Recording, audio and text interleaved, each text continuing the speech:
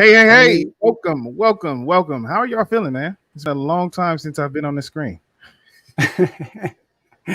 But not a long time since you've been in person with some of the folks who've been supporting us from day one. And that's a really good point. So this weekend, Streetbeefs Westcoast 10. And I just want to testify and say, if I can talk about this really briefly. Everybody always mentions how it's all love when you go to a street beef event, but it was just all love. Like, we went there, people were like, wait, you're Tunde? You're Daniel? And it's like, wait, you're the fighter that we've been talking about? Yeah, exactly. The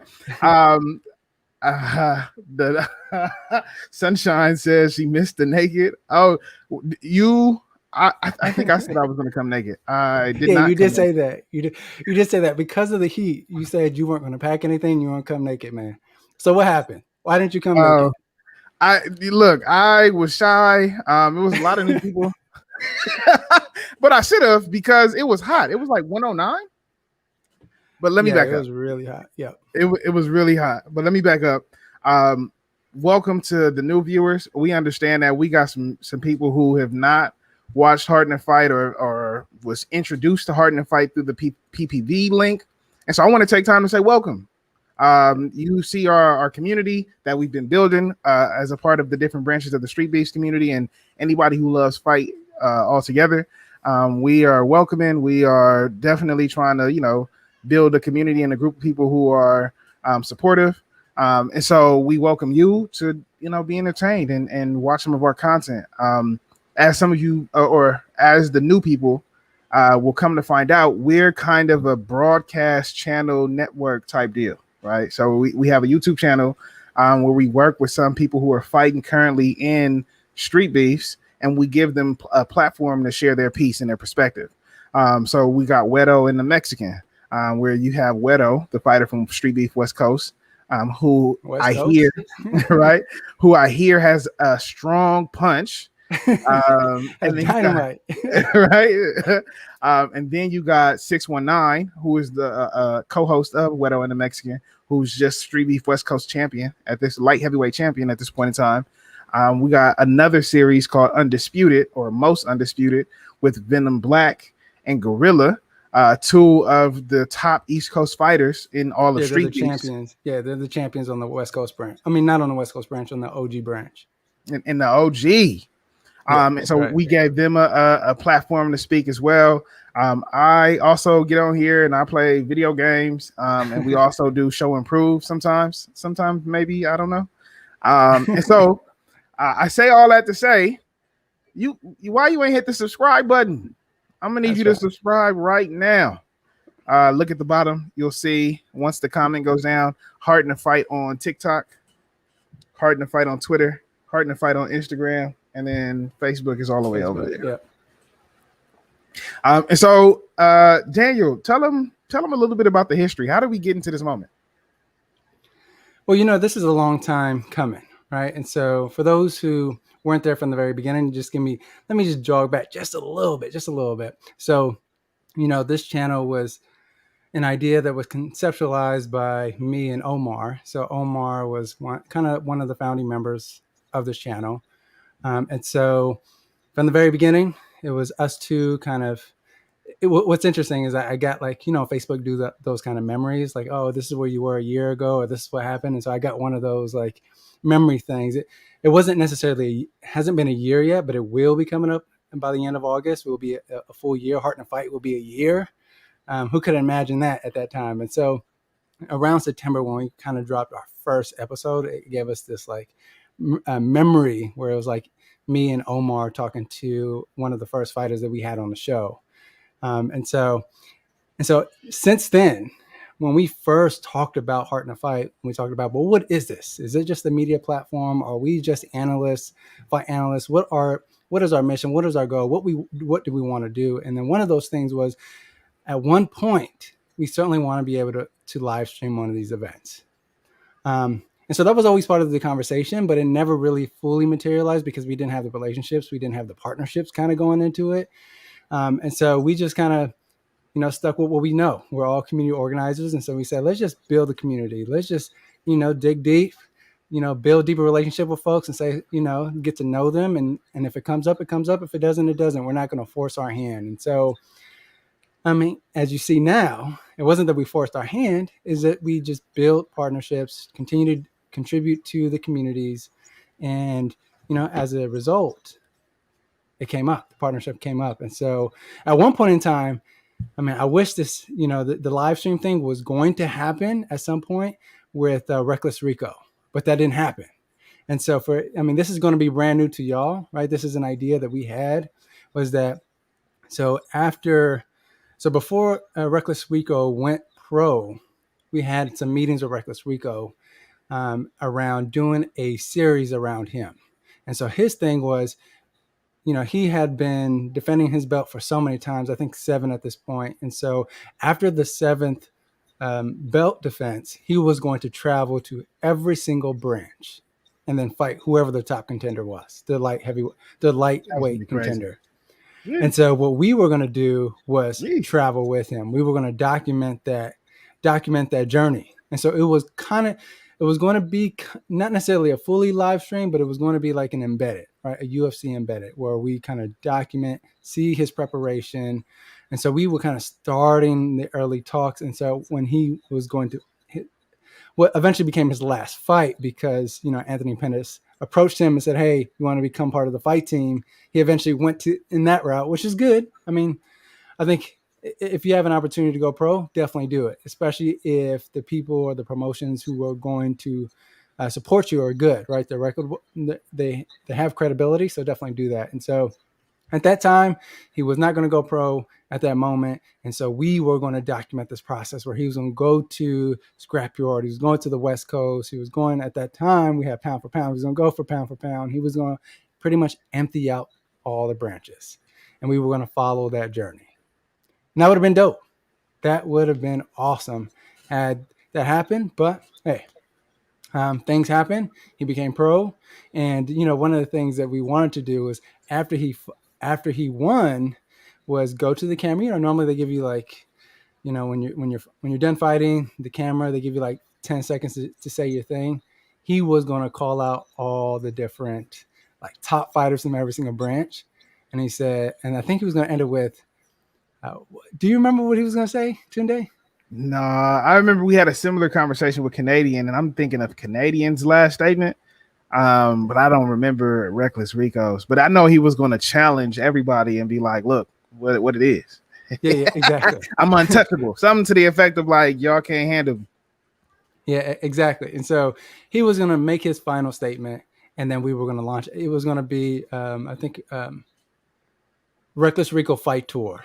Right. Follow us on Reckless Rico Fight Tour. And then we were going to have this whole launch thing, and we were going to have a website dedicated to it with footage. And so it was going to be this really massive thing, but it didn't take off.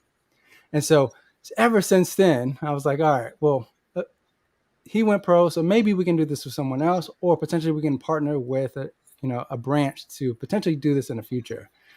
And so at some point, I think it was either 5 or 6, West Coast, the West Coast event number 5 or 6, we approached Alex and Martin, right? And so we said, hey, we have this idea of potentially doing a live stream. What are your thoughts? And at that time, I don't think the branch was set up. They were ready. They weren't ready, and so we said, all right, well, we'll circle back around. And so it finally circled back around. I think around 8, circle back around and said, hey, I think we're ready to do this thing. And at that time, they had just created their YouTube channel, and they started to really promote the branch really heavy and really promote a lot of the fighters. And so I think they were in a better position to really highlight a lot of the fighters. And then, Tiny Tank said, hey, we definitely want it to happen for the 1-year anniversary. And so there we were, right? We said, all right, well, let's make it happen. We did research. We figured out what we needed, and then we went. And so, what's funny, y'all, and so, I appreciate all the comments. I'm reading the comments. I see the comments. And so we'll get to them. And so for anyone who wants to jump in and say, what's up, especially if you met us there at the event, Tunde will send you a link and we'll bring you on the show to talk about Let's do it. Let's do it. Certainly. But you know, but what's interesting is that, you know, when we went into this, we, you know, there were a number of options on, okay, how do we do this? And so, you know, we don't have, I think YouTube allows you to do subscriptions, but we didn't really want to do that because I know that some folks are just iffy around subscriptions. I'm one of those people too. Like if I got to subscribe to your stuff, I'm like, yo, I don't really want to do this. Let me just do like a one-time thing. And so we were trying to kind of step away from the subscription model and figure out, okay, let's do the one-time thing. We were considering Patreon, but Patreon is also subscription. And so Facebook kind of came up. And so, you know, they have Facebook events. And we saw that it is a one-time thing. And you continue to create events and you allow one time, you know, people, you know, if they want to come in, they can just do it for one time, try it out. And also, it's also the platform in which we all meet. The platform which we all engage in. I'm pretty sure a number of y'all are in the Facebook groups. There's a bunch of them at this point, but you know, that's where we're constantly congregating, talking shop. You know, a lot of banter happens there too, a lot of setting up fights. And so that's where a lot of the magic happens. So, you know, we didn't want to take it away from that platform. We said, okay, let's just make it as easy as possible so that, you know, they're already connected. We're already connected there. Let's just make sure we keep them there. And so that's why we went with Facebook Live, but, you know, a Facebook event. But, you know, one of the challenges is that when you do it, you know, when you have an infrastructure that is that easy, you have no control. So there was a lot of things that were really difficult for us to control. You know, for instance, when someone purchased something, we had no idea. They only told us the numbers, but they didn't tell us who purchased anything. So someone said, hey, I tried to purchase this. Can you help me? It's not showing up. We couldn't see anything. Literally, like you don't see any inner workings. And so when we were getting all the alerts, like, hey, the live stream isn't up, or I'm having difficult paying, we couldn't do anything about it. And so that was the difficult part, right? Is like not being able to help people do that. And so for those who are able to continue to try and get on, and they did get on, we want to thank you for doing it, for being consistent, but also, you know, working with us through these challenges as we were going through. So, all right, enough of the platform. And so let's talk about, did you prepare before you actually went out to Vegas? Because we know, I think the consistent narrative here is that the heat was crazy. Right? Yes. The Vegas heat is nothing to play with. And I think to that point, so first and foremost, I want to pause here and I want to highlight Daniel. I don't think we understand what the wizard goes through. This man goes through a lot. So he has his own practicing business, right? He's the business owner. He has a budding family. He's married. He has children. And he also does high quality level promo material that you all know and love when upcoming fights come up. And so when we were preparing for Streetbeefs Westcoast 10, we were doing the research. We was very meticulous. We was looking at Atomos and the SDI cords and HDMIs and C stands and sandbags, and we had all of this material prepped. But when we got oh yeah, it was good, Sunshine. Daniel is amazing. I mean, that needs to be the slogan. Like, the wizard is amazing. But when we got out there, the heat was completely different. Because we weren't able to like understand the environment we'll be in. Yeah, well, I think it's easy for you to say that because you live out there.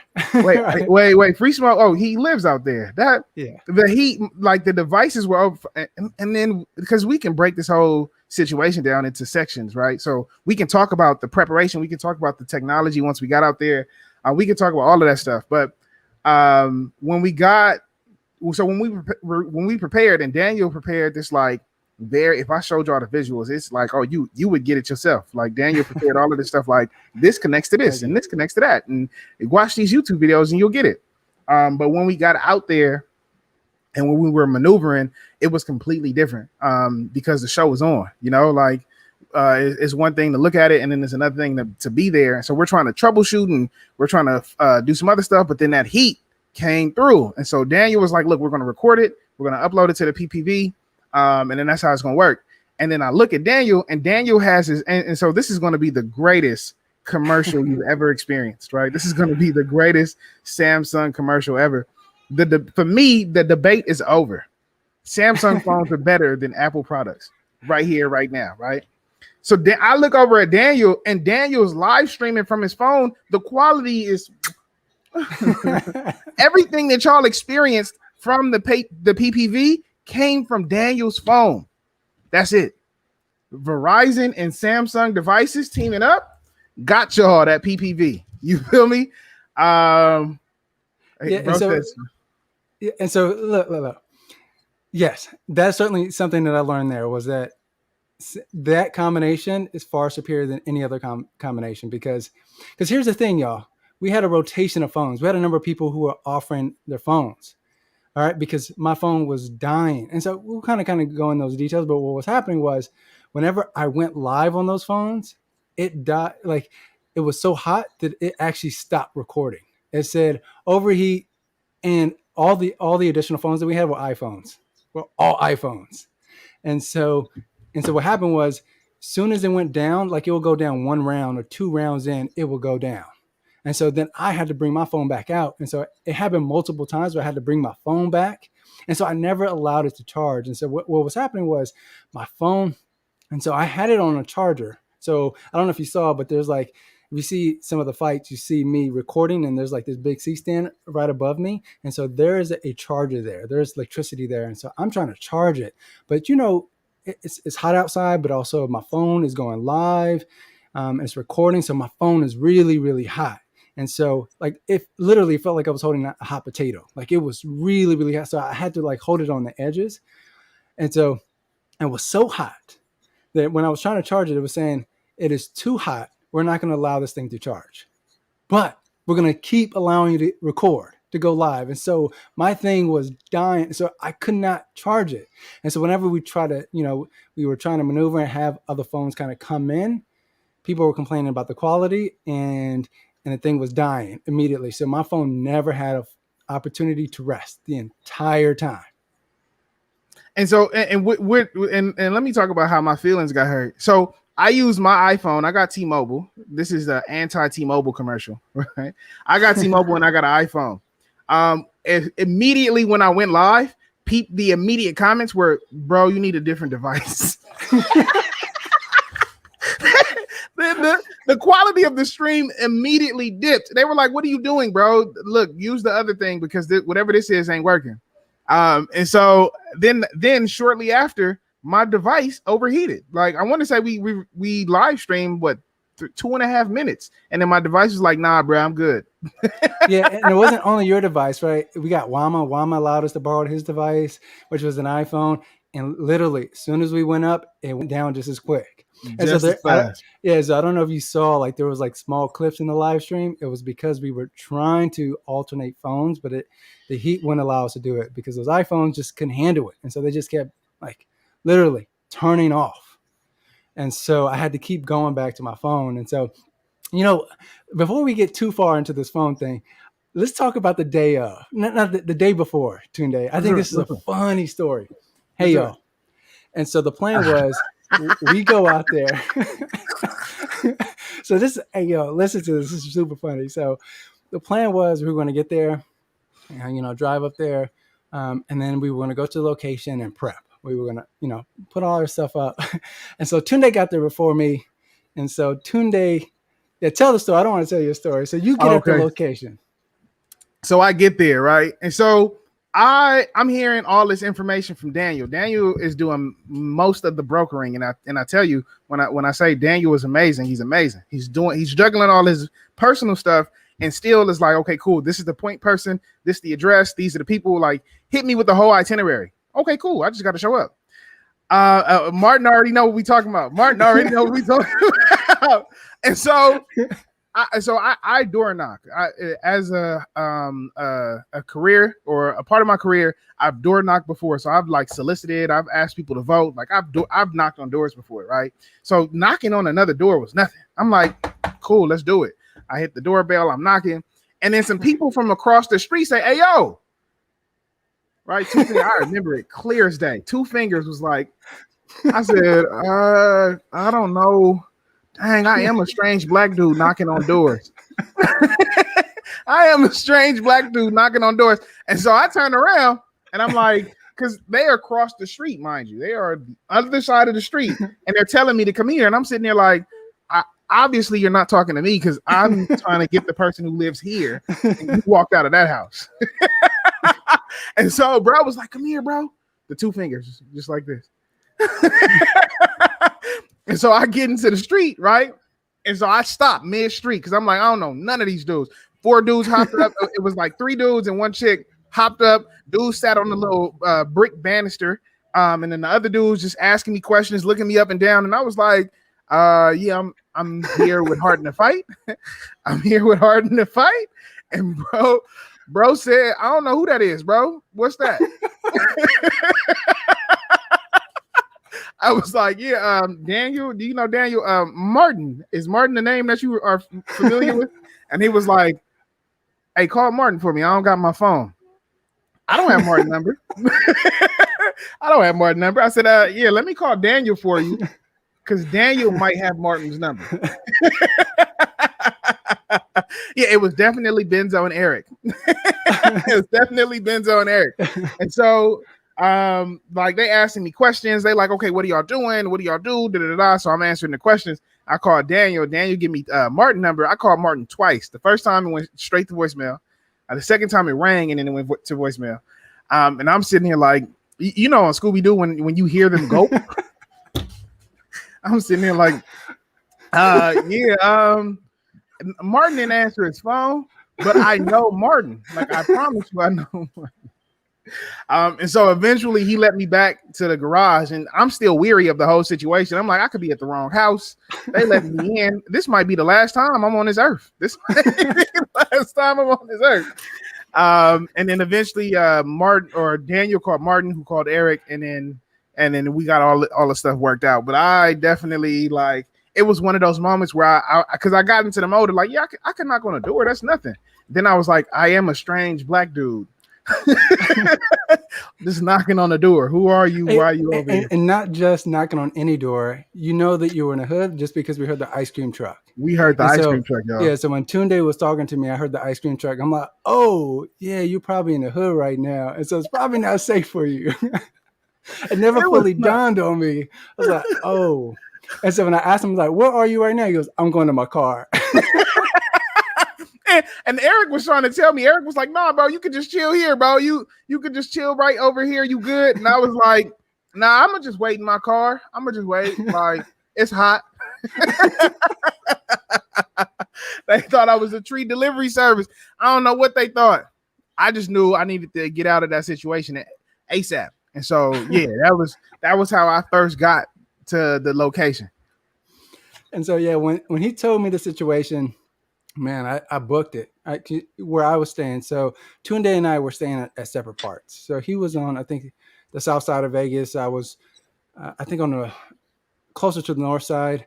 And so I booked it, right? So I was like, all right, you know, I had so for folks who don't know, I had my family there. I had my wife and I had my son. My wife is pregnant. And so, you know, I just wanted to make sure that, you know, just because I'm doing work doesn't mean that I can't be attentive to my family. So I wanted to make sure that they were okay.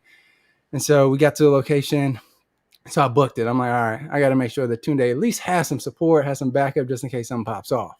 Right. And so, you know, I grew up in Inglewood, in LA. And so I'm like no stranger to the danger. So to me, it's like, yo, if things got to pop off, it got to pop off. At least you have your squad with you. Right. And so I was like, all right. So I get there. I'm like running, like, you know, I'm smashing there. And so I get there. And so I'm like, all right, cool. But no one was out there. So by the time I got there, it had cleared away. And so, but then we, you know, I meet Eric. You know, Eric at that time was like, I mean, I don't know what he was doing beforehand. You know, I ain't trying to put his business on Front Street, but he wasn't fully like, oh, there you right. I think he was in the cloud somewhere. So, you know, I'm trying to like talk to him and he's just like looking at me with a gaze. I'm like, all right, let me just put him on the phone with Martin. So I'm like, hey, Martin, I get him on. I'm like, hey, talk to Eric real quick. And so he goes, oh, Martin's on the phone. I'm like, yeah, he's on the phone. And so he gets to talk to Martin. I'm like, all right, cool. We're clear. He gets off. He's like, all right, y'all good with me. He puts away his dog, right? Because he had his dog out. So I think once we got the go from Martin, he put away his dog. And I was like, all right, cool. He allowed us in the backyard. And so one of the striking things was that we get to the backyard, like nothing is set up. And so I'm like, oh, we about to have an event, like nothing is set up. And so I was like, all right, well, it's gonna be a whole lot of work going on. And so I think it hit it down on Eric too, like, oh, I got to start like cleaning up the backyard, like, putting things in order. I'm like, all right. So he starts to work, and he tells us anything you need, just let me know. I'm like, all right, cool. So we get to yeah, absolutely. And so we get to the cage. I couldn't believe how small the cage was. And so that's the real thing.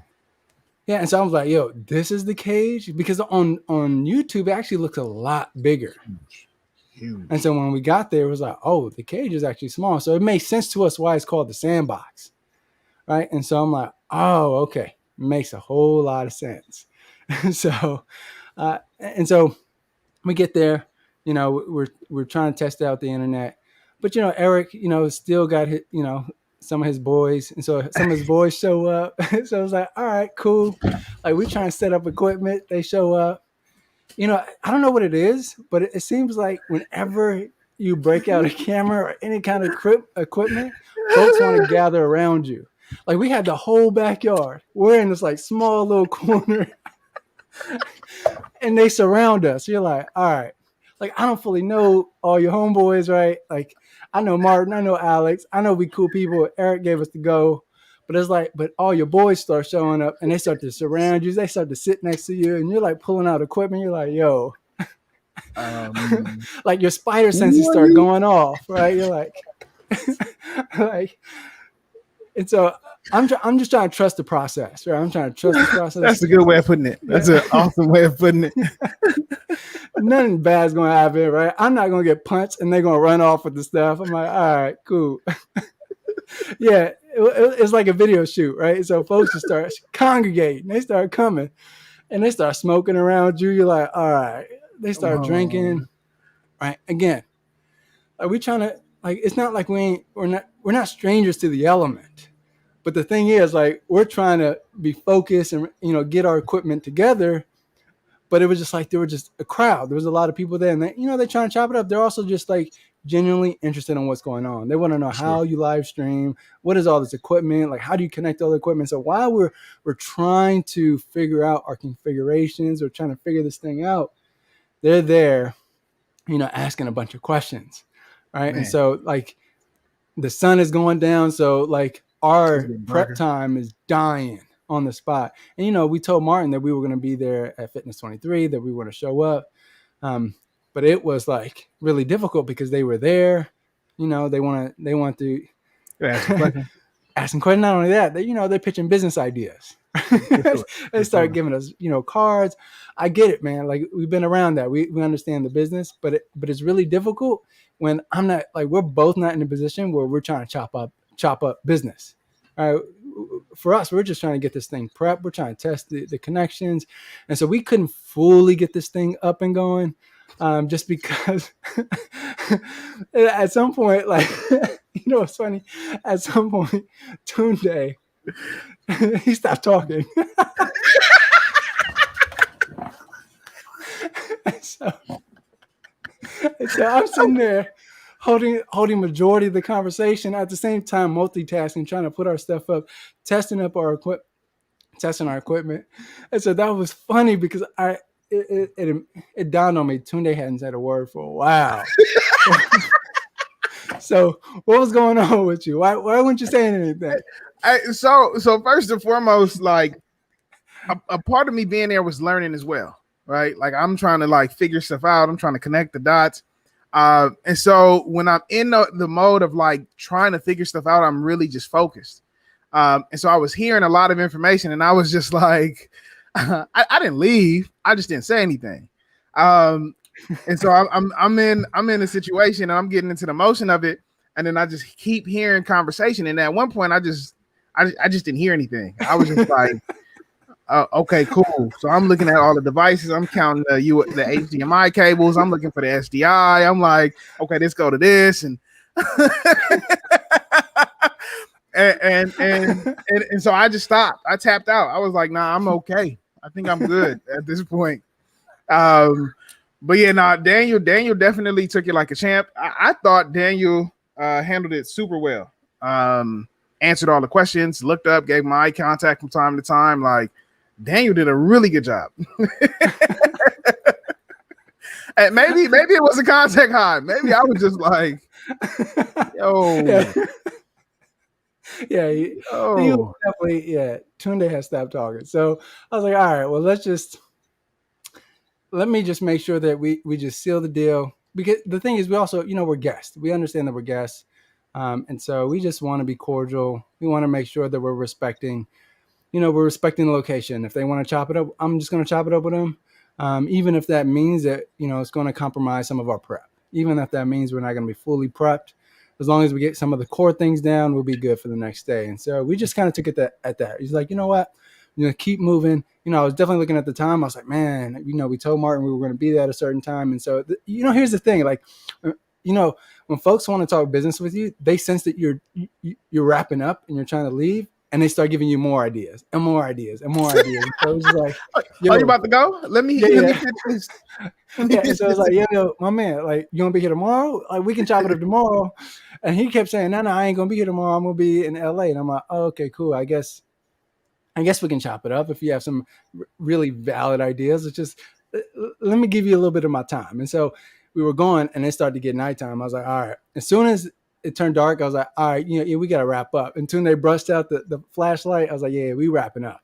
Right. And so we wrapped up, we got it done. And so we left. And so we went to Fitness 23. Right. So we go to Fitness 23. And, at that time I felt bad because it was like, man, we said we want to try to, document that, but we just couldn't just because of what was going on. And so when we got there, it was in the middle of the fight. But also we wanted to gather ourselves a little bit just because it was a long drive to Vegas, but also we just had that experience. And so we just wanted to just make sure we were clear on what was going on the next day. So we're like, all right, this is what we were able to do, but maybe we can do this tomorrow. All right, cool. So we did have a mini game plan. Then we, went to Fitness 23, chopped it up with y'all, like met y'all. And so what was funny is when we walked in, it seemed like, it wasn't like I was expecting people to recognize us. Me neither. Me neither at all. And so when we get in there, but the thing is, we know all y'all. So like we recognize y'all from the jump. Like I know people. I'm like, oh, that's that person. That's that person. So we get in, and Tunde said, oh, Martin's right there. So I go over to Martin, tap Martin on the shoulder, and I think he looked at me. He was trying to figure out who I was for a second. He goes, oh, just because I also had a mask on. So he was like, oh, and so. At that point, I think it started to dawn on a bunch of other people like, oh, that's Daniel and Tunde. Right. And so it was great to see y'all. It was great to actually like see y'all in person. Right. See y'all in the flat. For sure. So that was great. Yeah, it was and like I said before, it was literally all love. Like I didn't expect, because Daniel is more forward facing in this than I am, so I didn't expect people to be like, "Yo, Tunde, bro, you dope, bro." And so people came up to me and they weren't as excited as I'm definitely embellishing or whatever, but they were like, "Dang, you're Tunde, that's cool. Like, can I take a picture with you? Let's dap it up, chop it up." I was talking to people. A couple of people pointed out that they like my shirt game. I've never had that happen to me before. They definitely did thought I was gonna be naked, and that's why they. So that's what it was. That's what it was. You threw them off. You weren't naked, and so they saw you with clothes on. It was like, that can't be them. That can't be Tunde. He got clothes on. But yeah, it was dope, man. We got to meet Wedo and 619 for the first time. I just remember being like, everybody's taller than I expected. You thought so? Actually, I thought the reverse. Really? I thought people were. Here's the thing. I think folks are. Maybe that's just me, just because of my height. But I'm not that tall. I feel like I'm not even that tall. But it seems like everyone is normally they're smaller in person. That's what I felt like. They were smaller in person. Like when I saw Rhino, I thought he was going to be so much more massive. And then when I walked up to him, I'm like, he's a big boy. For sure. But I just expect him to be so much bigger because the camera just makes them look so much bigger. And so, what was interesting is that the opposite was happening was everyone there was like a moment of confusion because they were looking at me and they were just like, "You're pretty big. You can't be Daniel." And so that was like one of the first comments I got, even before hello. It was like, "You're bigger than you're bigger in person." It was like, "Yeah, what's up, man? How you doing?" That was funny. That was funny. I I was heard a like, couple of people say that too. yeah, they was like, "Man, you're bigger in person." I'm like, did you think I was gonna be small? And so a lot of people thought I was gonna be like a really small thing. Like they thought I was gonna be like Wama size. I mean, I don't know. All right. And so I mean, I'm glad that I was able to exceed some expectations in that regard. And so, but it was cool, man, meeting people at Fitness 23. You know, after that, then the morning, the plan was, all right, we didn't get all our prep done, so we were going to show up early, 7 a.m. Cool. People are supposed to be showing up at 8 a.m. We'll show up at 7. Great. We cleared it with Eric. Eric said, all right, cool. So what happened was we woke up early, and I got there, I think, at 7. So I was actually the first person at the event. And so I get there, go back there and I see Eric, he's kind of cleaning up the backyard. And I'm like, okay, cool. What's up, man? And, I start bringing a lot of my equipment in. And so as I was going back to the car, I saw a few cars pull up. And then it was like a few people come out. But it was like a fight club, like actually like the movie type of fight club feeling where it was like people pulled up and didn't say nothing. They just saw where I was going and they followed me in. And I'm like, well, I would imagine Eric is going to just like ask him like, hey, you here for the thing? Eric didn't say nothing. And so they just followed me to the backyard. I'm like, I wonder if there's a protocol. Like, is there like a check-in somewhere? And so I'm like still putting my equipment on the table and all these people are showing up and no one's saying nothing. They're just like waiting there. They're like looking at me like, okay, is he the one's going to be checking us in? They're looking at Eric. They're looking at each other. And I'm like, okay, obviously, Martin said he was on the way. So I'm like, all right. Well, when I was like, hey, are y'all here to fight? And it was like, yeah. I said, okay, cool. I'm glad that we're all here to fight. So are y'all looking for Alex and Martin? And it was like, and a few people, I guess they were new to the yard. It was like, I'm not sure. And I'm like, all right, that's what you're going to do. You're going to wait for Alex and Martin. So just sit tight. And so I was like directing traffic as I was there. And so we're sitting like, and again, we're bringing in equipment. People are arriving, but it was still silent. And I definitely I think it's important to say this. It didn't get to start to turn up until the Arkansas boys showed up. Now, Tunde wasn't there at that time. And so when the Arkansas boys showed up, things changed. Like the dynamic changed. Because everyone was like kind of timid, kind of quiet, leaning on the wall, going through their gear. And it was like they brought noise. They came in here hyped. And so they came into the backyard. I was like, yo, there's like a group coming in here. And it happened to be those boys, Nasty Native, Dangerous, and the rest of this crew came in. They came in. It was like they owned the spot. They walked up to the cage. They surrounded the cage. They started jumping around, getting hyped, shadow boxing. They put their gear down. They went inside the cage. Like at that point, no one had touched the cage. At that point, no one looked inside the cage or even went inside the cage. These boys went in there like they owned it. And they started like practicing in there. They're like rubbing their back against the wall to see how hard it was going to feel if they ran into the gates. And I was like, whoa, the Arkansas boys are no joke. And so I certainly want to say that like y'all have a swagger to y'all that, man, it leaves an impression on everyone. And so I'm glad that they came because I want to say like 10 minutes later or maybe 5 to 10 minutes later, Tank and Alex Bushido showed up and they had the belts. And so things started moving. All right. And so that's when we start to run into some complications. And so we're trying to set up our cameras. So we're setting up our cameras. We're running cable. We're trying to do things. We're putting up the tents. And so as we're doing that, the heat is picking up. And so we're finding that we're losing connection between the camera and the computer. And so we're running 100-foot cables. So imagine this, right? 100-foot cables going across. And so if there's an issue with a 100-foot cable, And after we wrapped it around some things, we got to put another 100-foot cable there in its place. And so it's taking time, and we're not finding the connection. And we're like, okay, there's something going on here. And so, and the check-in thing was like really quick. People started getting checked in. They start getting weighed in. People start showing up, people start saying hi. And so things are moving super, super quick. And then at one point, I think Martin and WA said, hey, we're going to be starting soon. I'm like, oh, snap. Like, we're still not, like, the connection thing is not working. And so we had to use different connections, and some connections didn't even go that far. So we had to bring my computer all the way near the cage. And so then the connection worked.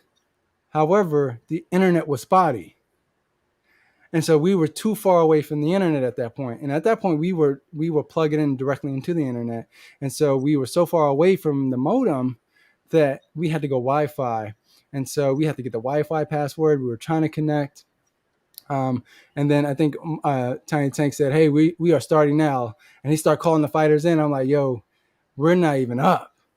Right. And so I felt bad because everyone migrated to the cage. They surrounded the cage. The fighters were amped. They're ready to go. They're going back and forth. I'm like, oh, man, I'm going to have to break the bad news real quick. And so I had to step in quickly and say, hey, can you just give us like 15 more minutes? We're going to try to figure this out.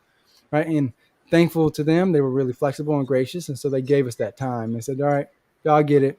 Cool. Like, just tell us when y'all ready to go. I'm like, all right. And so, again, we were able to get to the internet, but the signal would not hold. I was having a breaking feed because I was testing out the feed, and it was breaking really, really bad. And so I knew right then we had to call another audible. I said, all right, so what are the options that we have available? Another one was, all right, so let's just record on the external cameras that we have, the GoPros. And then what we'll do is upload the footage. After each fight, we'll upload the footage. And so at that time, it had been 15 minutes.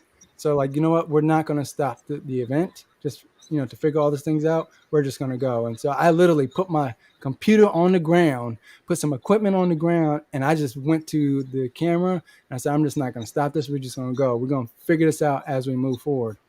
And so they start going, the fight is going, and we're recording.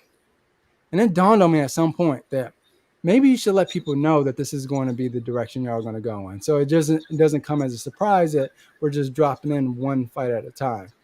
So I said, all right, cool.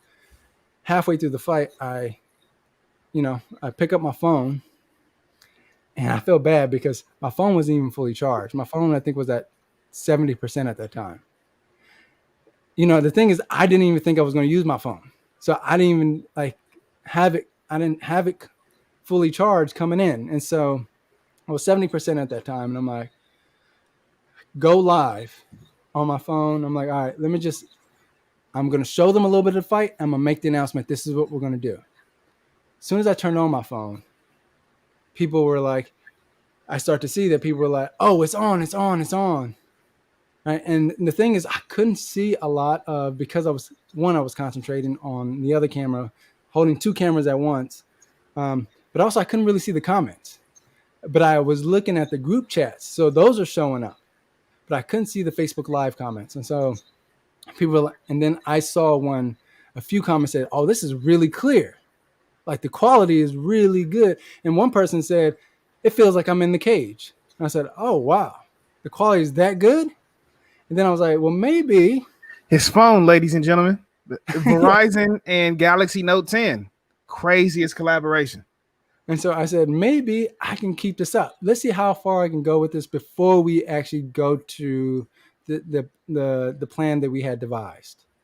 And so I told Tunde after the first Dub and Nasty Native fight, I called Tunde over. I said, hey, just check just go up on Facebook, check the live, check the feed, interact with folks. I will keep this on.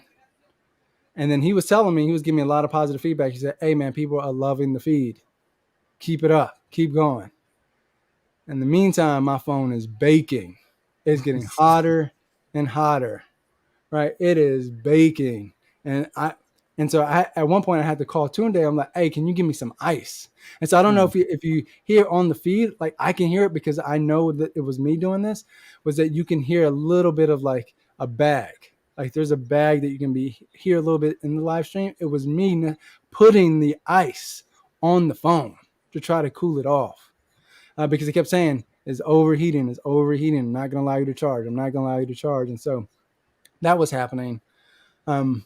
And so fight after fight, because I think the stream the first time went for like an hour and some change before we decided to like change the phones. Before we start changing phones, we went that long. Yeah, but it was crazy because people kept saying, aren't you hot? Yeah, it was hot. And I was actually more concerned for the phone. But to me, it was like, yo, y'all paid for a service. Y'all invested in this. I don't care how hard it is. I don't care what the conditions are. I don't care what the circumstances are. I'm gonna try to pull this for you, right? I'm gonna try my best to make sure we execute. We put our name, it's our brand on there, and so we were always gonna do our best to ensure that we give you what we promised, and the best that we can do it. And so and to me, it was a small sacrifice, and so that's what I did. It was hot. I had a black shirt on. Yes, I was baking, but here's the thing, though. And so this is a little bit of insider stuff. So, and thanks to Wedo, actually, he gave me this idea.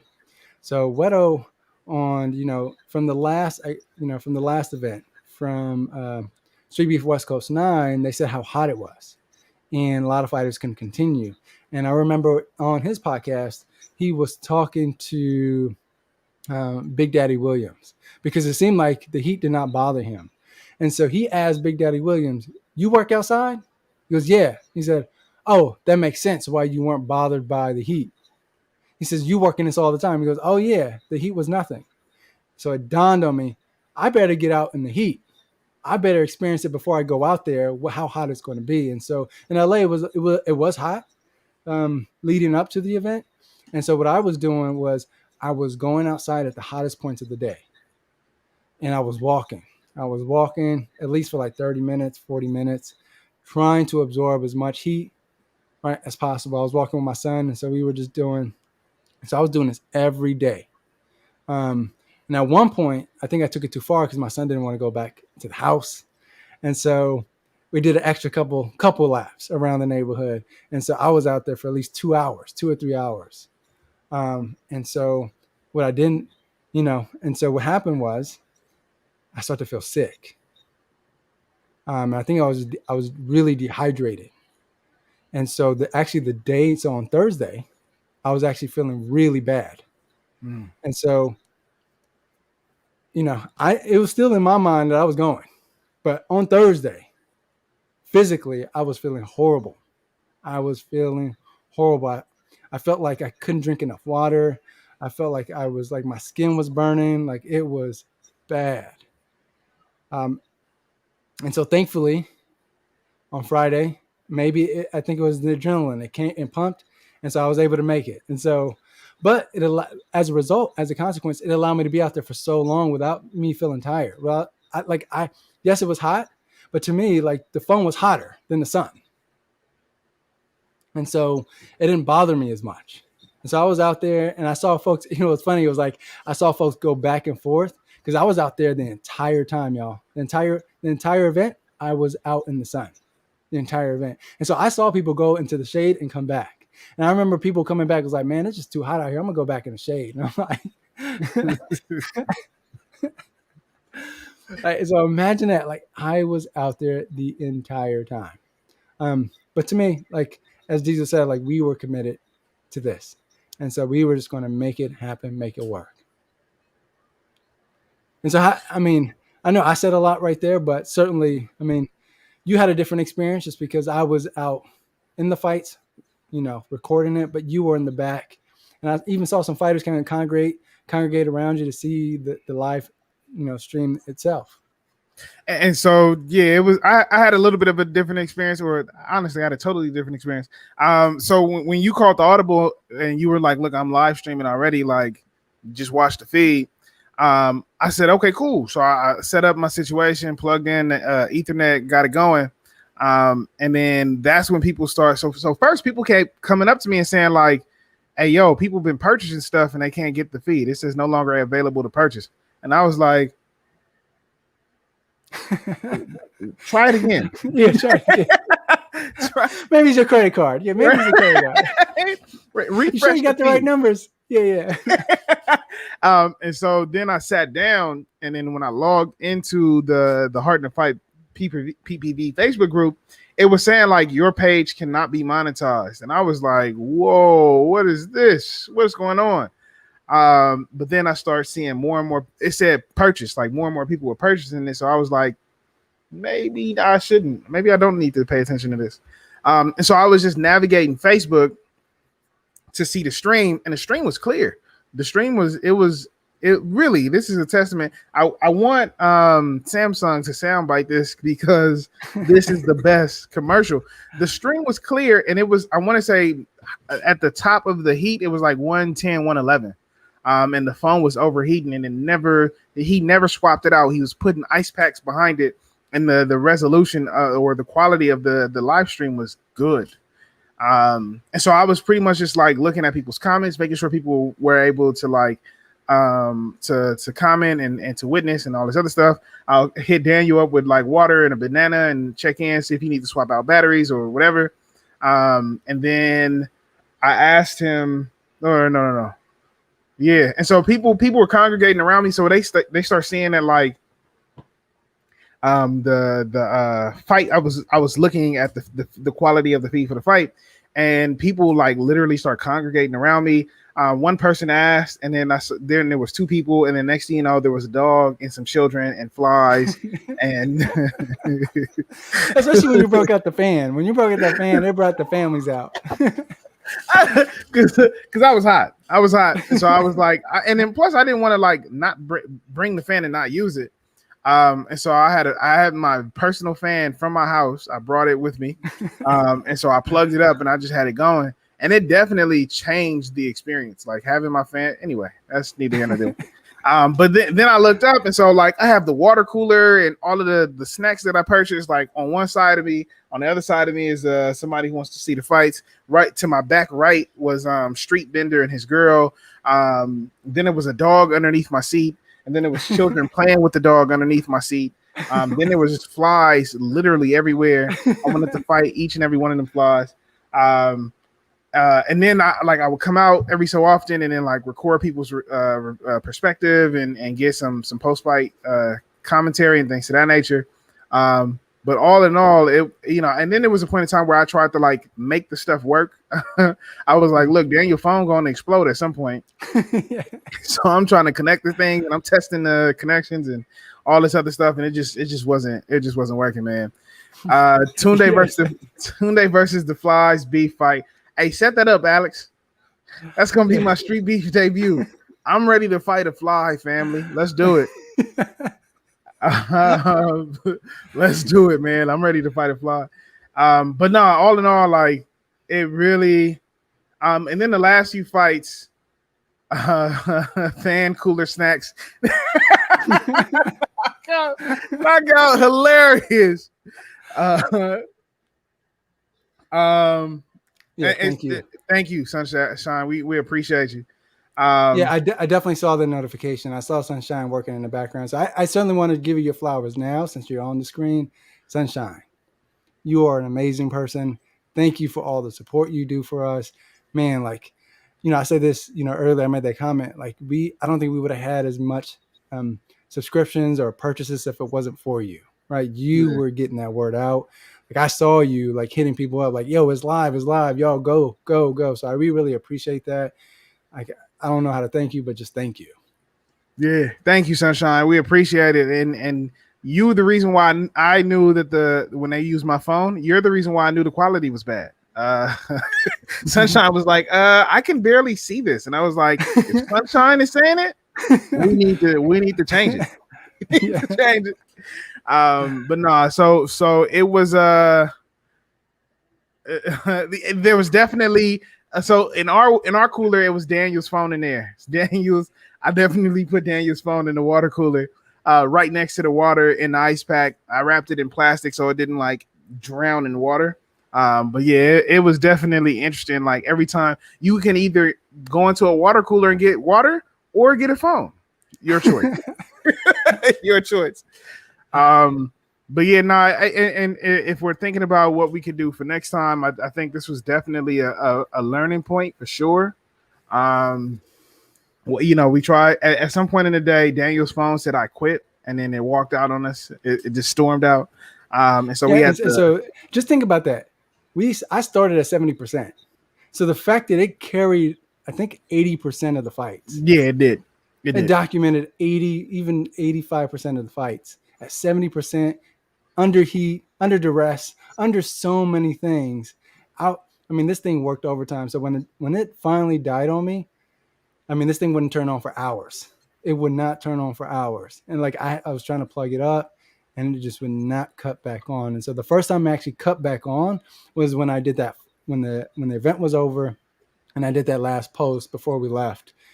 And at that time, like my screen wasn't fully back. Like that's why you see, it's funny when you actually look at the video. My wife looked at the video. She was like, "Why are you recording your mouth?" It's like, because my at that time, my phone pretty much like it was black. And so I couldn't see. And so I'm like, I'm guessing where my face is. And so I'm like, all right, I think if I hold it in this direction, my face should show up.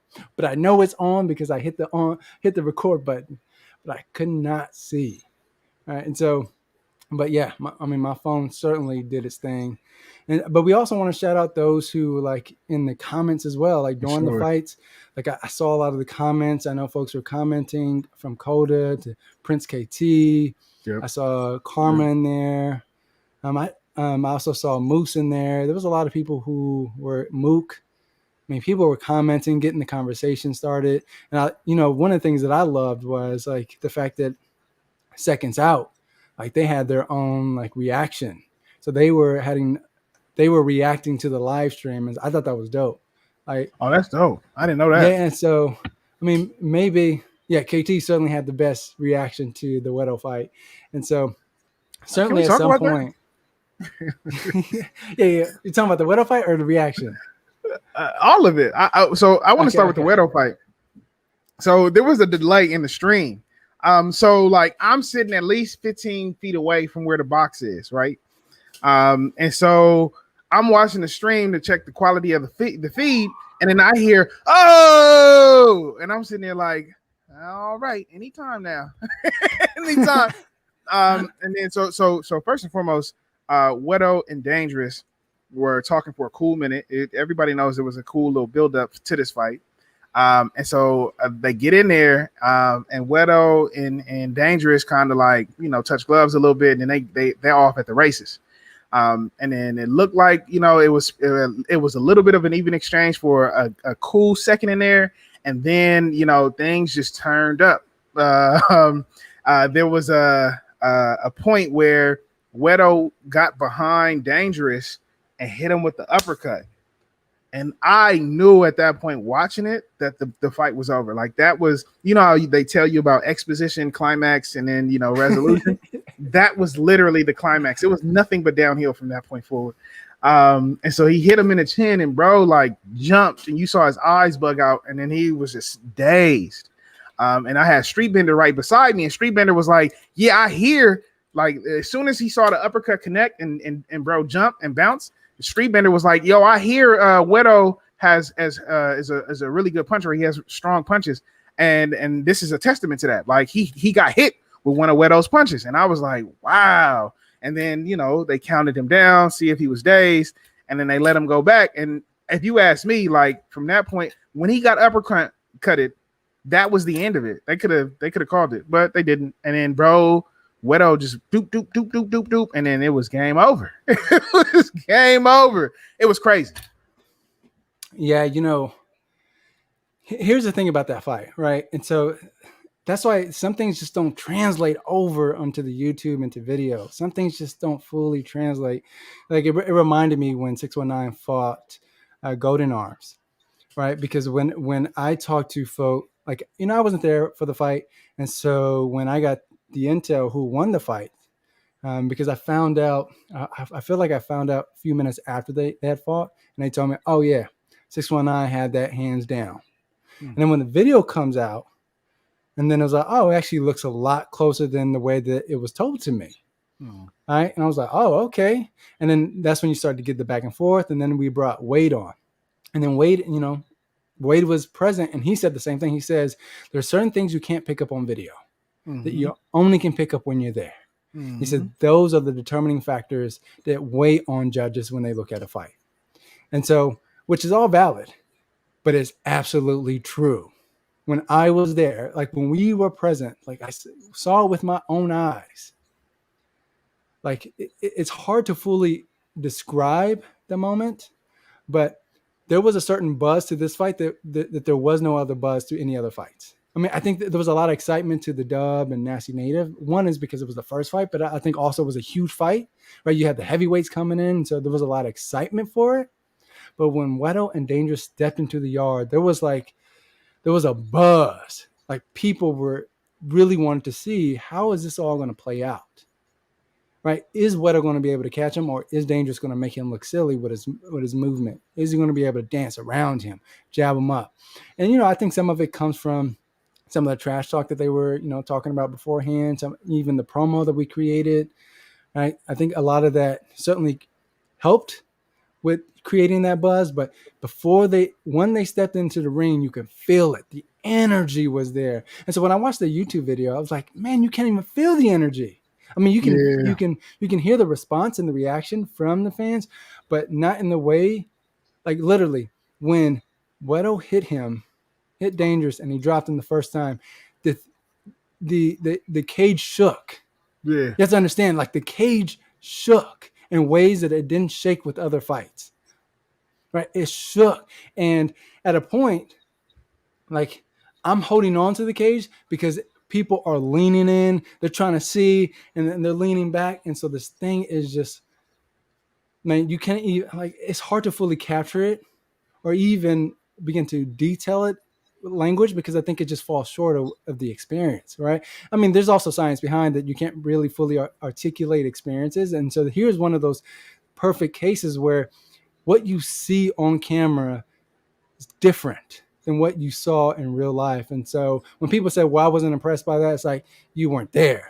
And so, when I talk about that, to me was the moment of the entire event. I'm telling you, I did not feel energy from any other fight besides like that one. Like I think there were better fights out there during the event, but there was nothing bigger than this moment. Like, because after it was over, like there was still a buzz. It felt like it took us forever to bring on to the next fight before it fully calmed down. But even after those fights, like people were still talking about it. I want to say it was one of the most talked about. Like we were a couple fights out because Weddle disappeared, bro, turned invisible, and then out of nowhere came back, and then people were like, "Whoa, yo, fight!" Nah! And it was we was out a cool 3-4 fights easy, and people were still like, "Hey, yo, bro, did you saw how he uppercutted him? Did you?" And it was kind of like, and for me, I think it was kind of awkward because like it's not like Dangerous left. Like people were sitting there like, "Bro, Dangerous got uppercutted. He was dead." And then Dangerous is a hop skip. You feel me? Like he right there. Dangerous is right there, y'all. Like, and so yeah, it definitely is different in person because of all the energy. Like you knew, and there was another fight. I want to say I forget the dude's name, but he was a Filipino dude, super stocky. Gorilla. He fought Rhino, right? Yeah. His fight was another one where like people were talking about it, and it was like, wow, bro, did his thing, and then he fought somebody at the end, and that was another crazy one too. But like throughout the whole day, Weddle, I want to say was like a midway point, if not, it was a little bit past the midway point. And then people were still like, at the end of the day, we're wrapping stuff up, and people were talking about Weddle's and Dangerous's fight. It was crazy. Yeah, and I agree with that, Sunshine. So Sunshine and I have been going back and forth with some. I think he's a fighter. I believe he's a fighter. I don't know. Sometimes not all fighters are in the Facebook group, and so he said he wasn't impressed with Wedo, and he felt like Wedo was, he likes to fight dirty, and he did a cheap shot by, when they tapped gloves for the second time, that he hit him, and he didn't respect that, and that there should be a rematch, because in the rematch he believes it's going to be something different. And I'm just like, man, you weren't there, man. You weren't there to see it. And so Sunshine and I have been going back and forth with this person, like, no. Most people who lose say that, right? Think about that. Like, most people who lose say, and I mean, again, I understand, like, hey, you got me the first time. I think I'm gonna get you the second time. Right. And so I get why you would want to do that, right? Why you would come to that argument. Why would you would come to that premise? Or in the rematch, it would be something different. But what I saw there, I'm not saying the Dangerous can't pull something out, pull out a miracle here. But from what I saw, the power differential, it's too large of a gap. Large of a gap. And I think that's the point. And that's one of the things that, like, you can't really catch on camera, because you heard Wedo's punches, like, from where I was sitting 15 some feet. Like, you heard when he uppercutted him, I heard it. Like, and that's how I knew. So it wasn't like I heard the cage go woo. I heard then the cage went woo, and I was like, oh, somebody got hit. Somebody got hit. And so there was a clear power, like you said, there's a difference of power, that I don't know, if a rematch was to get set up, I don't know if, like, that gap will be closed. I just feel like, to Wedo's reputation, he just hits hard. Yeah, he does. And I think when you come to the defense that, hey, the way to beat him is to put him in the later rounds, he has no cardio. Like, he hasn't really fully, like, you haven't seen that. A lot of his fights don't. I'm trying to see, have I ever seen him go in the second round? I don't think I've ever seen him go in the second round. And so, like, you're making an argument that you don't have tape for. Like, you have no conclusive evidence of, to say that, well, he doesn't have cardio, he's going to gas out. Where have you seen that? Yeah. Where have you seen that? And so to me, it's like, and so when people make that argument, I think it's hard. I think they're reaching for straws, and I think you just have to be there. And I'm not saying that he can't gas out, because even, we had conversations with him beforehand, and he asked me, he said, so what do you think could be a potential threat for me in this fight? And I said, look, I've never seen you gas out, but that doesn't mean you can't gas out. And so what you need to work on your cardio to ensure that, because we know, right? We know that he is going to dance around that ring. And he's going to make you work. And so if you have the cardio to keep up with that pace, you have a better chance of winning. Mm. And so, but again, I was even reaching for straws, because there was no evidence of it. Like, there was nothing for me to base any kind of argument on. And so it was just interesting to hear the reactions that people had from it. But trust me, he hits hard. You can hear it.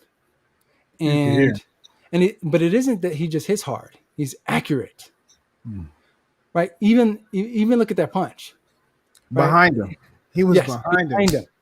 Look at the punch. Look at the sequence. You can look at the sequence. You see that Dangerous overcommits. What I think he was throwing a left hook. Overcommits to the point where he's off balance. He overcommits. You see Wedo duck under it, and so now he's on Wedo's shoulder. Right, mm-hmm. Because he overcommits on his shoulder, pushes him off with his shoulder. I don't know if he throws 1-2, but then he comes right from behind him, places it perfectly right on him while they're moving. It wasn't like they're in there. Wow, which is another good point. Like a shove, they're moving, boom, right on the chin, drops. And it was the cleanest. It was the cleanest up, like literally all chin. He hit all chin from the back while they're moving after he pushed on. Like, all of those points are really good points that you're making. And so it certainly wasn't a fluke. So Sunshine, yes, it certainly was not a fluke, right? And so it wasn't a fluke with Punchline. It wasn't a fluke with any other fights he has had. And again, this is no shades of Dangerous. I think anyone who steps in that cage, I think deserves respect, regardless. For sure. Right. And to me, Dangerous is still, I know it's a play on, no pun intended, still a dangerous fighter, period. All right. It's still a dangerous fighter. I think he has a lot of tools.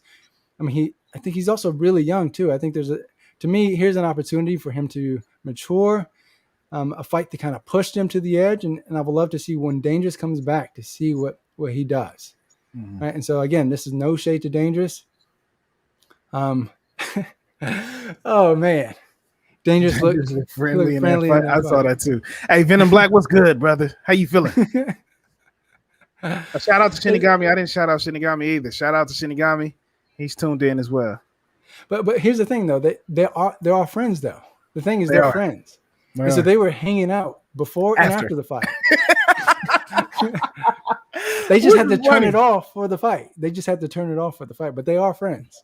Yeah, it's crazy. And it's funny because I was trying to talk to Wedo after the fight because I was like, bro, I was blown away. And then I looked, and because I saw Wedo from behind, and I get in front of him, and he's talking to Dangerous. So I come up like, bro, that was crazy, bro. I saw you. I saw y'all fight. But yeah, no, I would like to build off of that too. Like, I think Dangerous is a good fighter as well. I just think that this was a conversation of just, being out. I think to Wedo's to your point, Wedo is a lot more skillful, and he understands where to direct his power. And I don't want to say he was outclassed, but in that fight, it looked like he was outclassed. Yeah, Dangerous.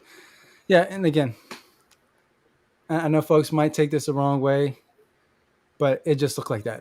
From seeing it live, that's the way it appeared.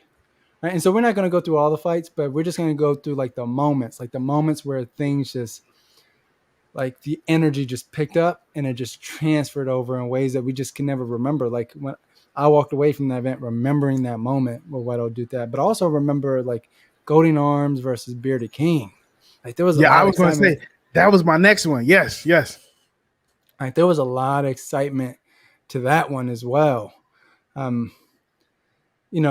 You see two big dudes coming in there, bro.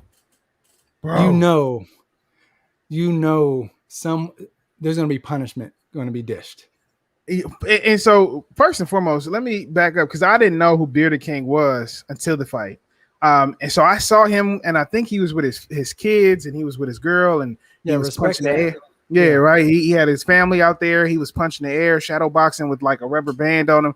I was like, "Hey, bro, about to knock somebody out." That's the only thing I can think of. This is gonna be whoever he fights is gonna be good. Then I saw Golden Arms, and Golden Arms is also there with his family. Literally, both his sons was there. His girl was there. So shout out to the family men. Making sure that their family was there. Yeah. And I agree, Sunshine. He looked like a different fighter in that ring. I remember, and again, my first time seeing him fight was through video, and he fought 619. And I want to say it didn't look like 619 was trying that hard. And so through the video, and this is all through video, it looked like a stalemate to me. Well, not a stalemate, but it didn't 619 took it, but it wasn't oh dang, 619 demolished him. It was just oh yeah, that 619 won. But when I saw him fight Bearded King live, whoo! Oh yeah. Whoo! You see the skill. You see the skill, you hear the power, you hear the force, you see him dodging stuff, hitting the gate, and then it's you feel the crowd's reaction and participation. It was something completely different. It was something completely different, man. No, I agree. And I think everyone was really excited about that fight. I think people around me, they were just so excited that, it's one of those things you can feel energy off people. I don't know if you've ever had that experience where you talking to someone and you feel their energy. You can feel that energy when they both walked into the cage because I think everyone understood what this was going to be. They knew that this was going to be a battle. This was going to be a war. And so when they went to war, I was like, ooh. And so I remember that was a really good moment because not only that, we've been able to see Golden Arms journey. So to me, being able to it would have been different if we didn't know anything about Golden Arms. Yep. But we do. Like, not only that, like we saw his fights, his previous fights, but also he's been posting in the group, posting his workouts, and he even made a commitment to himself that he was going to be better. And so to see all those things come together and then to see him fight and come out victorious, like it was like a picture perfect ending, like story. Yeah, right? It felt like a movie. It felt like I was watching a movie to see him like Trump, like to see him overcome the obstacle, get his win. Like I just felt really happy for him. You know, I was near Bearded King's corner, like, and so part of me felt bad because, you know, you're in front of your family, like you're losing in front of your family. Now, although I think that losing, I always say this, I think failure is a key ingredient to success. I always say this. And if you ask any successful person, they will tell you the same thing. Yeah. Right. And so, especially I'm never opposed to people failing. I think you have to fail a lot. I think that's the most important. I think people fail and they stop going. I think what you have to do is continue to fail, right? Because that will push you into the direction you need to go in. Right. And so, but when I saw him, you know, his family were there trying to console him, tell him it's okay. And then when I went over to, you know, interview him, he just looked dead into the camera and he said, "This is real. He said, Streetbeefs is real." And so I appreciate that moment, man. So like, to me, like, I'm certainly looking forward to Bearded King, his development as a fighter, but also loving what I'm seeing from Golden Arms as well, seeing what he's doing, to see, you know, kind of the significant like improvements that he's been able to demonstrate, especially in that ring. Like when I saw him slipping the punch, like I was saying it on the live. And here's the other thing. People don't know that we brought 4 microphones. And so with the intentions to have commentators. And so here's the thing. We had all this equipment. We had all these things. But since it didn't go, Tunde at one point told me, "Hey, I think people like if you say something on the camera." I said, "Oh." And so now I had to turn on my analysis hat. And so imagine this. It's hot. Phone is hot. It's like bacon in my hands, right? And I'm streaming, trying to make sure things are going well. And I have to commentate at the same time. And so I'm like having to wrestle with all those different things. And so, I mean, think about in another, if you were at a boxing match, the commentators have one job, just to commentate. They're not the camera guy. They're not out there like doing all the other things. They have other people for it. And so I was like consolidating all these positions into one. And so I was trying to think on my feet, trying to see what was going on. And so as I was watching, to see Golden Arms like do those things, like slipping, because I saw he got caught with the 1-2, I think early on. Yep. And I think he knew right then and there, Bearded King has power. Yep. I got to avoid this. Yeah. Right. And so you saw it. Bearded King threw the 1-2 again. This time Golden Arms slipped it. And he kept slipping. And not only did he slip it, he was returning with his own. And so I think he found out at that moment, oh, I can counter, and I'm going to keep countering him. And then what was interesting is that Bearded King saw that as well. He saw, I'm getting countered by Golden Arms. I'm going to stop throwing the 1-2, the automatic 1-2. I'm going to hold my 2. I'm going to hold my straight punch. I'm going to hold it until I can land it. Right. And so I find the perfect opportunity to land. And so it was interesting to see a chess match in person as I'm recording, but also as I'm analyzing the fight. And so there was a lot going on, but that was a huge moment during that day. Yeah. And I remember seeing Golden Arms with his family after the fight. And I was wearing the N95 mask. He was masked up and commentating and playing hot potato and recording. But yeah, and you know, after the fight, I saw him with his family. Because he literally came for the fight, like literally was done with his fight and left.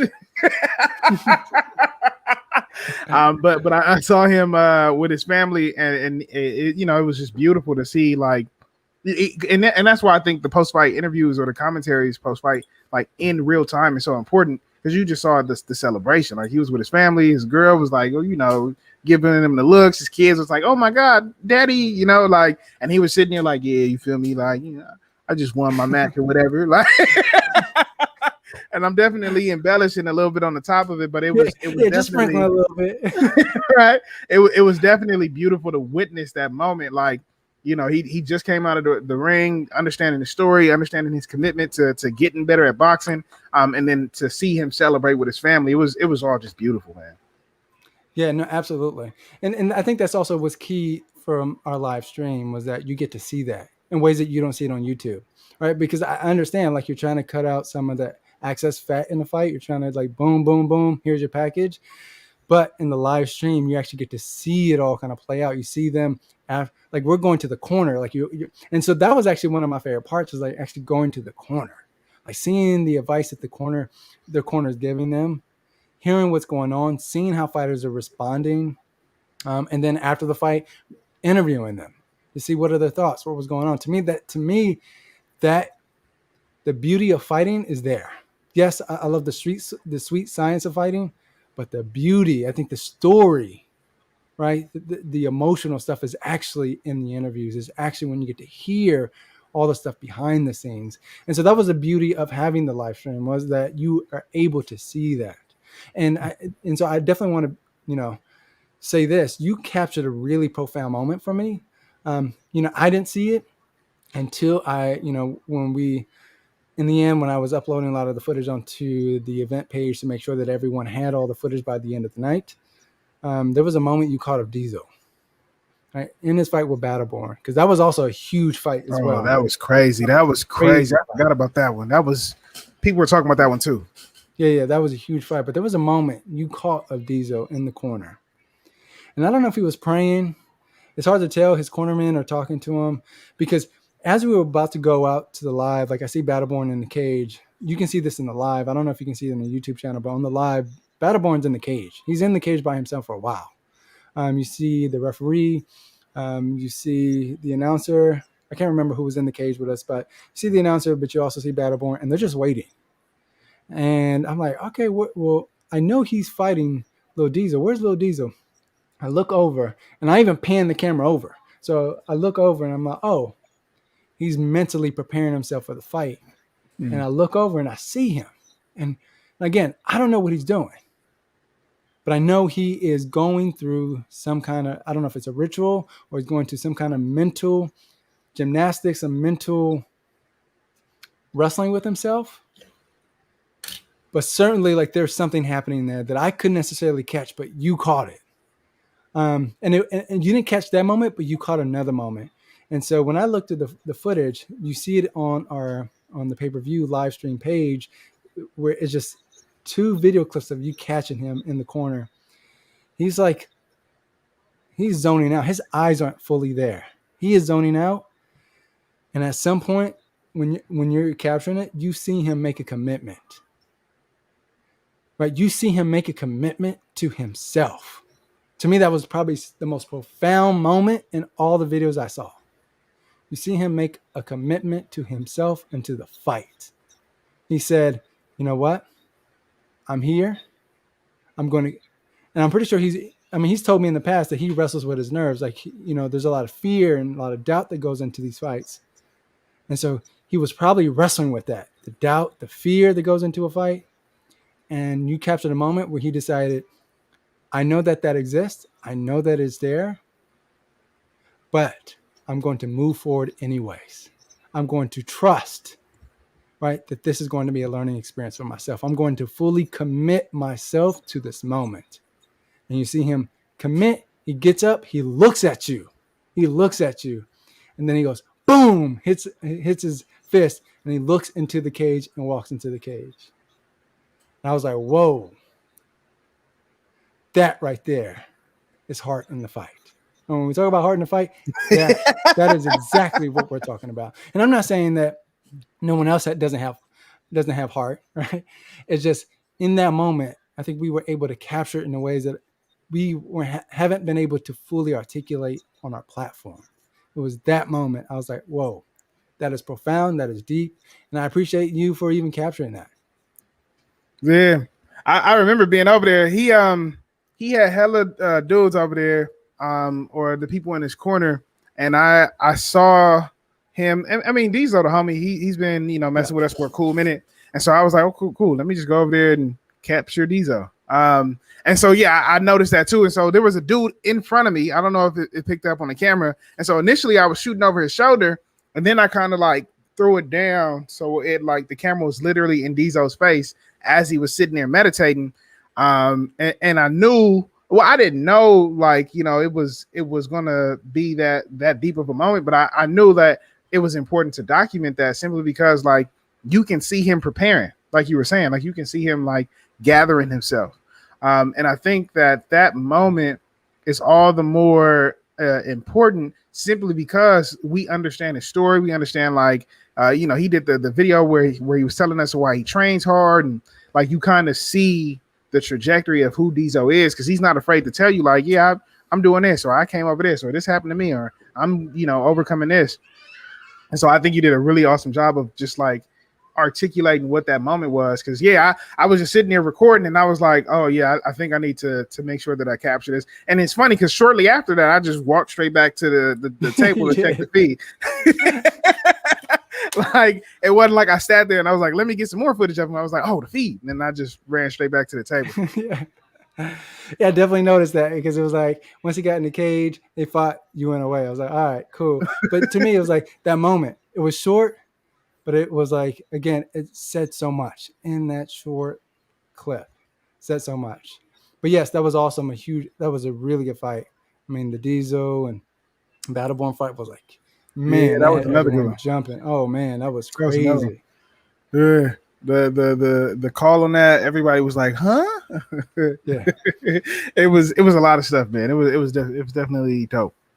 Yeah, and another one was Mustache's response. And so when he won, like he had like a warrior cry. Like he was like, I don't know if you remember, like he was yelling to the gods, and I was like, yo, like there is just something there. All right, what's up, Real Lion? I see you Oh in yeah, here. you're lying. I see you, young tiger. See you, champ. See you, champ. Yeah, and so certainly, when he released that roar at the end of his fight, I think that was a really good moment as well. Like that was a huge moment. Some folks were like, because it came as a surprise, right? Because it was like he Yeah. dominated his opponent. All of a sudden, it was just like it was done. He just went roaring, yeah, running across the cage back and forth. It was like, whoa. And so that was like another moment where it just like woke everyone up. And so that was a good fight. The Free Smoke fight was also good. Free Smoke versus El Gallo. That was a good fight. Man, big ups to Free Smoke, man. To be honest, I'm just going to be transparent here. When I saw you limping to your corner the first round, I was like, I don't know if he's going to be able to sustain that kind of punishment. El Gallo was kicking your legs. Like he was kicking the hell out of your legs. And I was standing by his corner. So his corner kept yelling to El Gallo, and they were yelling in Spanish. And so I don't know if y'all know, but I'm a Spanish speaker. So I was translating for y'all. So look at that. I was not only commentating, not only analyzing the fight, giving y'all some tips on what's going on. I was translating for y'all, man. Come on. He was. That alone is worth $10. That alone. Come on, y'all. And so I'm sitting there translating what they're yelling to him, El Gallo. They're saying, kick his leg. His leg is done. Kick his leg. And so El Gallo's kicking his leg. And so when Free Smoke walks to his corner, I see him limping. I'm like, oh. And when I saw him sit down and he had to get right back up, I knew then. I was like, oh, his leg is damaged.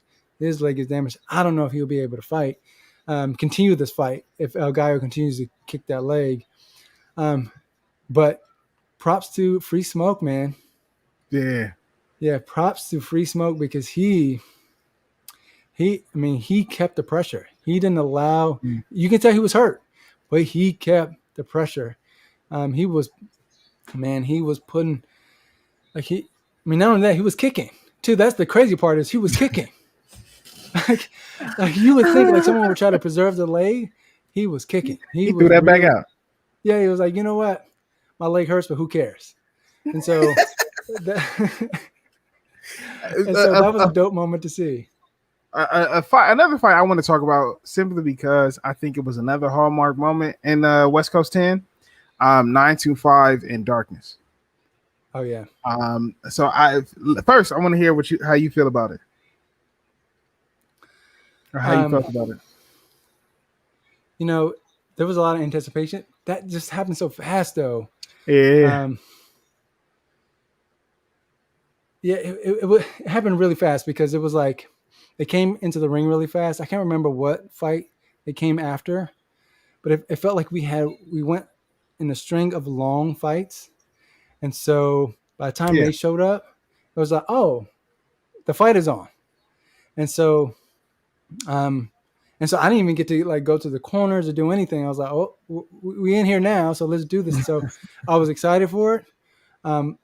But I was also excited to see if, Pride 925 or 925 Pride was going to live up to his word, because he said he was going to take him out in the first round. He said he was going to do that. And there was already build up to it. Oh, thanks. Yeah, there was certainly a lot of like build up. There was a lot of fire. I mean, there was a lot of back and forth. It was personal. So I was like, okay, let's see if these emotions play out. And so when 925 came out, that was the first time. Here's the thing. This was the first time I actually looked away from the camera and looked into the cage, because I want to see how emotional they were going to be when they actually fought, because how personal it got. I mean, so when I looked over, and I'm glad, like I reviewed the tape. Like I wasn't sure if I turned the camera up, because most people are trained, like people aren't trained to hold cameras still. And so what people don't know is that I always can tell when someone's using the camera for the first time, because when they look away, the camera looks away, right? Because they've never dealt with the camera. They don't know that you also have to keep the camera focused. And so when I know that that's either the first time or they're not fully experienced with the camera, is when they look away and the camera looks away. Normally when you look away, the camera should still be focused on what's going on. And so, so I knew that it was looking again, but I was like looking to see the emotion. And Darkness looked super upset. He looked mad. He came in here like a bull.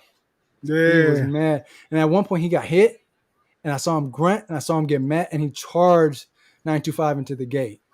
And I'm like, in my head, I'm like, I don't know if that's going to go well for him.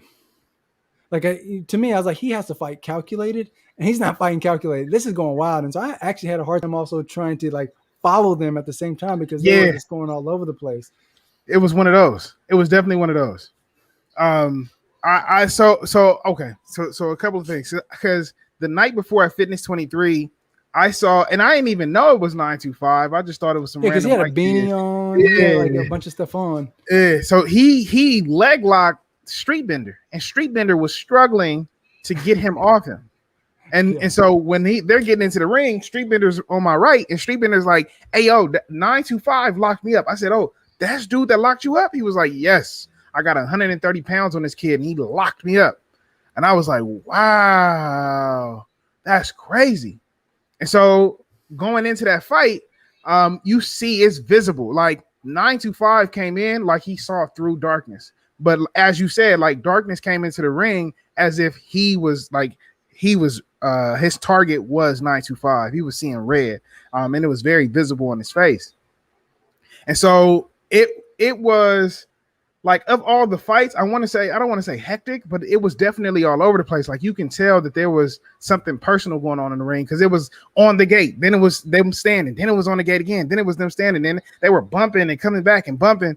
And then it was a point in the fight where they got to the ground, and then it was just game over. And he was wrestling to get him off him, but like, and then understanding that like his goal was to lock him, I was like, oh yeah, that's it, And so when I saw Darkness after the fight, bro was upset, and he came up to me. He was like, "Hey, yo, Tunde, I'm out of here, bro." And you could tell, like, it was visible. And I was like, "Bro, you good? Like, is everything okay with you?" And he was like, "Yeah, I went in there and I was hoping for it, but I didn't want to take it to the ground, because I knew if I took it to the ground, it was going to be over. But then he got the lock on me, and then he said he knew once the dirt touched his face, it was game over. That's what he told me. Yeah. And so he was. And and I want to say the match was all of 30 seconds, if that. So yeah, it was crazy. It was crazy. Yeah. There was a lot of high emotion coming from Darkness, and I saw it. I saw it. Like when I glanced over, I saw it. Like I saw it in his face, because when I certainly looked over, that's when he got hit with a punch, and you can tell it got him mad. It got him mad, and that's when he charged him to the gate, and I was just like, whew, man, Darkness, keep it cool, man. And then when I saw them hit the ground pretty soon, I was like, oh, this is gonna be over, man. Because again, Fitness 23, I saw that too. I saw that. I mean, he couldn't hold Weddle down, but yeah, Weddle kind of picked him up. Just like, nah, get off me. Because Weddle's just smart. Weddle's a smart fighter, man. But anyway. And so, but once I saw it hit the ground, I was like, yep, it's game over. And when it was game over, it was funny because I was like, what do you want to say to the live? To 925. He was like, thanks, Mom. I'm like, yeah, we did it. Yeah, bro was on a whole different. He was in the back. He was drinking. Bro was on the cell phone, walking and talking, because I think it was a title fight, right? Yeah. Bro had the belt on the cell phone, just chilling. I was like, this dude, who is this man? Yeah. So I'm trying to think any other moments. Oh, you know what? Here's I think you mentioned it earlier, Gorilla Pino when he fought Rhino. But then I specifically want to talk about the second fight. When he I didn't see the second fight. Oh, man. When Gorilla Pino. So what's interesting is that Gorilla Pino, I mean, he's a monster. Dude is a straight savage. When he was coming to the ring for the first fight against Rhino, I didn't know who Rhino was going to fight. But when I saw him, I was like, uh-oh. This dude, I mean, he's tats all over his face, his neck. And he looks poly, but I knew with the name Gorilla Pino, I was like, oh, he's Filipino. Right, he's East Asian. I mean, they rep. They're similar to Polys, right? Similar to Samoans and Tongans and Fijians. And so I'm like, all right, they part of the fam. They kind of, and so I knew. I was like, oh, they got that gorilla strength. And so when I saw him, I was like, oh, okay, he might be a problem for Rhino if Rhino does not keep his distance. And so when that fight transpired, it happened pretty fast. He hurt Rhino. Rhino was like blinking his eyes. I mean, I don't know if Rhino wants to see the footage. Like we have the footage. Like I was saying, I said, Rhino is blinking his eyes. And that's a straight sign that you're trying to figure it out. You're trying to figure out, I don't know if it was like he was trying to figure out where he was or his vision got blurry. Yeah. But certainly, like he kept blinking his eyes. He kept doing it over and over and over. Like he was trying to reset. Like his brain was trying to reset. Like, okay, we just took a hard fall. We took a hard hit. We have to reset. And so he was blinking. I was like, man, I don't think this is going to continue. So when I stopped the fight, I was like, man. So I'm glad I got to chop it up with Rhino afterward. And he said that he fought with a hurt arm. And when I went back to the footage, I'm like, oh yeah, he had his arm wrapped up. And again, I think that's why it's important to understand, like when you go into these fights, like you can't go in injured. Come on, y'all. Like, you're putting yourself at a disservice by coming in there injured.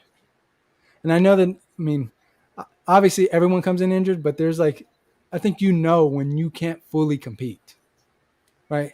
And I think it's important to understand is that you just don't want to have that kind of built-in excuse. And I'm not saying he's using it as an excuse. He is saying he was injured, but what it looks like is it's a built-in excuse. That's the way that it appears. That's the optics. And I think when you go into a fight that injured, you already have that in the back of your mind that if I lose, I can at least sit on this excuse. And I think it's important for any fighter, if you go into a fight, don't go in injured, because if you do lose, like there's going to be a part of you that's going to allow you to lose because you have it already in your mind that it's okay for you to lose. And so what I want to say is, hear my son. He's like, Dad, let me talk about that fight too. Right. Hey, Dad, I was there. And so that's funny.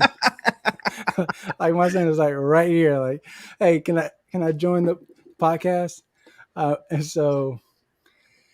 And what I want to say is really like Gorilla Pino's second fight, right? He didn't have to take the fight, but he took a second fight. I don't know but he fought against disturbing the peace, and I don't know if he had an opponent But I thought that was a really emotional moment. That was really emotional because his father had just passed or something. Yep. Yep. I know it feels insensitive, like I'm talking about it, and my son is laughing in the background, but hey, that's just part of life, right? And so his father had passed, and he had made it like he made a tribute to his father before he fought. He said, "This is for my father who just passed. This fight's for you." And he came in with that heaviness into the fight. And so when he fought and when it was over, Gorilla Pino couldn't continue. He had his foot got hurt. Yeah. But I mean, till then, like they were scrapping. They were scrapping and disturbing his peace. Although he was getting hit with some bombs, he was returning the bombs. Ooh. He was not going to be denied that day. Like you can see it in his eyes, he was not going to be denied. He put the pressure on him, and he just kept going and going. And so when the fight was done and when they called it, and he started yelling and crying and pointing to the sky and pointing to the heavens, like that was a really endearing moment. And I was just like, man, like although he brought like Nacho Libre with him, like I don't know what that was about, but the fact that like he hugged him, and I don't know if there was a woman next to him, and they were all hugging each other, crying. I was like, whoa, this is another level. This is something different. And I thought that was a huge moment in Street Beefs where it was just like, yo, like this is more than, it reminded us that this is more than just fighting in the backyard. And I think, yeah, go ahead. No. And you know, not to cut you off, but I didn't witness it, but I was definitely towards the back, and I could hear every punch. Like I'm literally typing up, and I'm trying to like wrap stuff up and pack stuff up. And then there was a point in time where I'm like on the computer and I look up because I hear like in the fights, you hear one person hit really hard, then you hear a couple taps. It was literally like pat, pat, pat, pat, pat. And I was like, what is going on? And then after that fight, you literally hear he wails. He's like, ah, and I'm assuming that's the point where he's crying. And that's the point where they're hugging, because they were like literally walking away from the cage hugging. And then Lou, or Gorilla Pino, he was sitting next to us, and he was telling us like, my first fight, I had the first fight or whatever, but that second fight, that second fight was the difficult one. And he mentioned, he came out the gate saying like, yeah, bro was fighting for his pops who he lost, so I knew it was going to be a different fight. Like, and that's literally what he said. Like, I knew it was going to be a different fight because he had a chip on his shoulder. Like, he just lost his pop, so I knew it was going to be a regular fight. And I could hear it. No, you can feel it. No, you can feel it. Like you felt the energy, like it was different, that this was a much bigger cause. And so I'm glad that, he was able to achieve that for his father, and congrats to Gorilla Pino for even, much love for Gorilla Pino for going out there and, giving him the fight that I think he needed, he was desiring. And so, I mean, because you didn't have to take the fight. You had your win, right? He could have just went off. He decided to take the second fight and give, Disturbing the Peace an opportunity to really get that off his chest. And so congrats to both those men. I mean, it was a really good moment, but also a really good event, right? I think it was an awesome event. I appreciate being able to meet everyone. I appreciate the connections. I felt bad that I couldn't really connect with a lot of fighters just because we had to record a lot of times, like all the time. Like I was always on the camera, so I couldn't necessarily connect with folks. And so, I mean, maybe at another event we can definitely connect. I mean, because that's to me, that's what I love doing. Like I love connecting with fighters. Like to me, it's their story, why they fight, who they're doing it for. To me, that's the stuff that really motivates me to even do more, like capture more of your story and put that out for you. So if you have stories, like let us know, like, hey man, like I'm fighting for a bigger cause and I just want y'all to know, like, let us know. I mean, we love like doing profiles on fighters. We love doing this kind of content for y'all because I mean, fighting is a thankless job, but y'all need some recognition for the fight that you demonstrate every single time you get in that ring, right? Because there's a lot of lessons that are learned, a lot that happens, and we learn a lot from y'all fighting. And so we appreciate the entertainment, but also the lessons that come from it. Yeah. So with that, man, we're definitely going to be closing the show now. You can hear my son like, all right, Dad, let me. All right. And so I definitely don't want to deny him father and son time. But I definitely want to shout out my man 619. He went out there and performed. I think everyone felt that might be the case, that was going to happen, but he did his thing. He did his thing. And all the fighters out there, y'all did your thing, man. So thank you, Alex and Martin, WA, for welcoming us to part of the team, to being able to to not only be there in person, but be able to capture this really important moment for the branch. Yeah. And I agree, man. Again, I just want to highlight the love that we received. It felt like, it felt like I didn't need to introduce myself. And so it was a very welcoming experience. I'm super down to go to another event, just to chill and see the homies. But yeah, so, I think it was dope, man. It was good. Yeah, and so thank you all for purchasing the pay-per-view. I mean, I said it at the beginning of the show, but if you weren't there at the beginning, I just want to thank you for supporting the pay-per-view. Again, it was an investment, something that, we had to figure out for ourselves if we can potentially do this, but we knew that we had the support. We knew that they were going to support us. And so we just went for it, right? Like y'all, when y'all go in the ring, you don't know if you're going to win or lose, but you commit to it. And so that's what we did. We just committed to this journey of trying to capture it, right? Trying to do this pay-per-view model and see if it works. And so when we saw the numbers, we saw the love. Yes, there were a couple of negative comments.